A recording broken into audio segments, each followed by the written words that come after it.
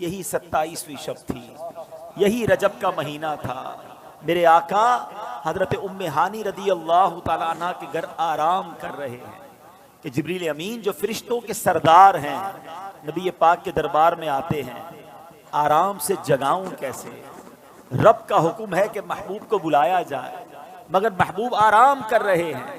یہ وہی آرام ہے، نہ جگانے پر صدیق اکبر نے نماز قضا کر دی تھی، نہ جگانے پر سیدنا صدیق اکبر نے سانپ کا ڈس جو ہے وہ برداشت کر لیا تھا، جگایا نہیں۔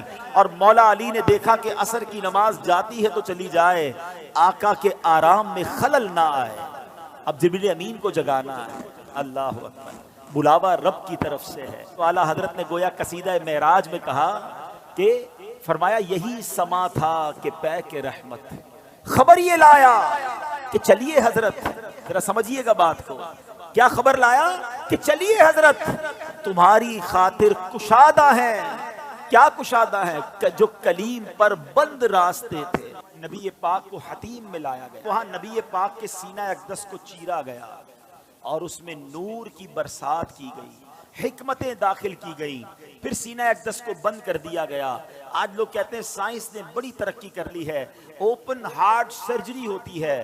سنو، 1450 سال پہلے ایک بار نہیں، نبی پاک کی 4 بار اوپن ہارٹ سرجری ہوئی، مگر یہ کیسی سرجری تھی؟ نہ کوئی تکلیف ہے، آقا دیکھ رہے ہیں کہ دل کو باہر نکالا گیا ہے اور نبی پاک کے سامنے نور ڈالا جا رہا ہے۔ اللہ اکبر، یہ بھی نبی پاک کا معجزہ ہے۔ اور پھر وہ سفر شروع ہوتا ہے۔ اب نبی پاک مکہ پاک سے بیت المقدس جاتے ہیں۔ سبحان اللہ، بیت المقدس کا سفر یہ براق پر کیا جاتا ہے۔ نبی پاک علیہ الصلوۃ والسلام اب پہنچتے ہیں اس جگہ پر جسے ہم بیت المقدس کہتے ہیں۔ بیت المقدس ویسے بھی دیکھنے کی بڑی تمنا ہے، لیکن جب سے یہ پڑھا ہے اور جب پڑھتے ہیں ایک دل میں عجب تمنا جاگ اٹھتی ہے۔ ذرا سوچو تو صحیح کہ کائنات میں ایسی نماز نہ اس سے پہلے ہوئی نہ اس کے بعد ہوگی، جب اس کائنات کے سب سے بہترین افراد یعنی انبیاء کرام کم و بیش 1,24,000 آل ٹوگیدر ونس ٹائم، ایک ہی وقت میں وہ بیت المقدس میں موجود ہیں، صفے تیار ہیں، مؤذن فرشتے ہیں، اقامت دینے والے جبریل امین ہیں۔ اور اب جبریل امین نے عرض کیا حضور اب آپ امامت فرمائیے، امام الانبیاء میرے آقا امامت فرما رہے ہیں۔ سبحان اللہ، سیدی اعلیٰ حضرت امام اہل سنت بڑی پیاری بات لکھتے ہیں، فرماتے کہ وجہ کیا تھی؟ معراج کی رات کی جماعت کیوں جو ہے وہ سجائی گئی، یہ بلایا کیوں گیا سب کو؟ سبحان اللہ، رہتی دنیا کو یہ بتانا تھا۔ اعلیٰ حضرت کہتے ہیں نماز اقصا میں تھا یہی سر، سر کہتے راز کو، یہاں کہتے ظاہر ہونا۔ فرماتے نماز اقصا میں تھا یہی سر، یہی راز تھا کہ ایاں ہو مانائے اول آخر، پتہ چل جائے دنیا کو کون اول ہے کون آخر ہے دست بستہ پیچھے حاضر، سارے ہاتھ باندھے کھڑے ہیں، کون؟ جو سلطنت آگے کر گئے تھے۔ اقصا میں سواری جب پہنچی، اقصا میں سواری جب پہنچی، جبریل نے بڑھ کے کہی تکبیر۔ اقصا میں سواری جب پہنچی، جبریل نے بڑھ کے پڑھی تکبیر۔ نبیوں کی امامت اب بڑھ کر سلطان جہاں فرماتے ہیں، اللہ اللہ کہو، اللہ اللہ اللہ اللہ اللہ اللہ کہو، اللہ اللہ۔ اب نماز سے میرے آقا فارغ ہوئے، اب آسمان کے سفر کی تیاری ہے۔ اب سفر آسمان میں وہی براق ہے، وہی بارات ہے، وہی دولہا ہے، وہی باراتی ہیں۔ آن کی آن میں پہلا آسمان آ گیا، اور اللہ کے حبیب کا یہ سفر کتنا فاسٹ ہوا، نبی پاک آگے بڑھتے گئے، اب سدرۃ المنتہا آ گیا۔ اب یہاں جو ساتھی ہے جو ام ہانی کے گھر سے لے کر ساتھ جا رہے جبریل امین، وہ عرض کرتے ہیں کہ حضور بس اب یہاں سے آگے میں نہیں جا سکوں گا، یہ میری لمٹ ہے، اس سے آگے گیا تو میرے پر جل جائیں گے۔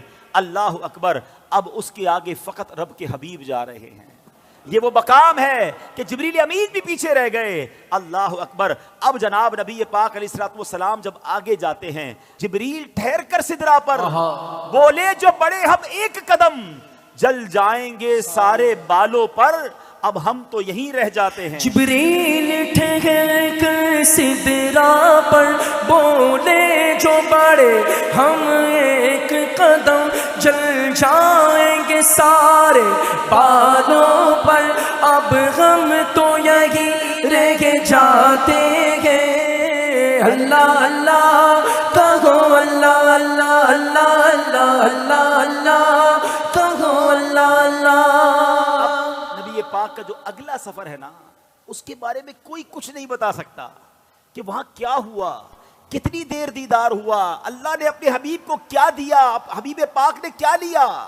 وہ ایسی راز کی باتیں ہیں، وہ ایسی کرم کی باتیں ہیں کہ جتنا اللہ کریم نے قرآن میں بتایا اور جتنا حبیب پاک علیہ الصلوۃ والسلام نے ہمیں آ کر بتایا، اس کے علاوہ کوئی اس کے بارے میں نہیں جانتا۔ تو اب یہ وہ سفر ہے میٹھے اسلامی بھائیوں کہ جب نبی پاک علیہ الصلوۃ والسلام یہ سفر کر کے واپس آئے، یہ عظیم سفر ہے، جنت کے طبقات دکھائے، جہنم کے مشاہدات کیے، آل ٹوگیدر جب یہ سفر کر کے نبی پاک واپس آتے ہیں تو آج لوگ کہتے ہیں جناب کہ بڑی سائنس نے ترقی کر لی ہے، بڑا مہینوں کا سفر دنوں میں، دنوں کا سفر منٹوں میں طے ہوتا ہے۔ لیکن میرے آقا کے اس سفر میں جس میں ہزاروں سال کا یہ ٹریول ہے، علماء کہتے ہیں اگر اس کو لاجیکلی کیلکولیٹ کریں نا تو یہ کئی ہزار سالوں کا سفر بنتا ہے۔ مگر نبی پاک جب واپس آئے تو جو دروازہ کھولتے وقت کنڈی ہل رہی تھی وہ اب بھی ہل رہی ہے، جو بستر چھوڑ کے میرے آقا گئے وہ بستر اب بھی گرم ہے۔ آقا نے وضو کیا تھا، ہم وضو کرتے زمین پر پانی بہتا ہے، راوی لکھتے نبی پاک آئے وہ پانی ابھی بھی بہ رہا تھا۔ تو ہو سکتا ہے آج کا یہ ماڈرن دور کوئی ماڈرن نوجوان آ کر کہے، سائنسدان آ کر کہے کہ جناب اب تو سائنس نے اتنی ترقی کر لی، تمہارے نبی تو اونٹوں اور گھوڑوں پر سفر کرتے تھے، آج ہم جناب چاند پر پہنچ گئے، مریخ پر پہنچ گئے، بڑا راکٹوں کا زمانہ آ گیا ہے، سپر سونک ایئر کرافٹ بن رہے ہیں، آواز کی رفتار سے زیادہ تیز طیارے بن گئے۔ بتاؤ کیا اسلام میں تمہارے نبی کے پاس کوئی ایسا معجزہ ہے جو آج کی سائنس کو جواب دے سکے؟ اللہ اکبر۔ سنو تو صحیح، ہزاروں سال کا سفر کر کے میرے آقا آتے ہیں اور کنڈی ابھی ہل رہی ہے۔ گویا ہوا یہ کہ کم وقت میں نہیں بلکہ نبی پاک نے یہ سارا سفر نو ٹائم میں کیا، وقت وہی ٹھہرا ہوا تھا۔ ماجرا یہ ہے، اب عشق والا جواب سن لو، دراصل بات یہ ہے کہ میرے آقا تو سارے جہان کی جان ہے نا، جب جان چلی گئی تو جہان رک گیا تھا، آقا واپس آئے جہان نے پھر چلنا شروع کر دیا۔ اعلیٰ حضرت کہتے ہیں نا وہ جو نہ تھے تو کچھ نہ تھا، وہ جو نہ ہو تو کچھ نہ ہو، جان ہے وہ جہان کی، جان ہے تو جہان ہے۔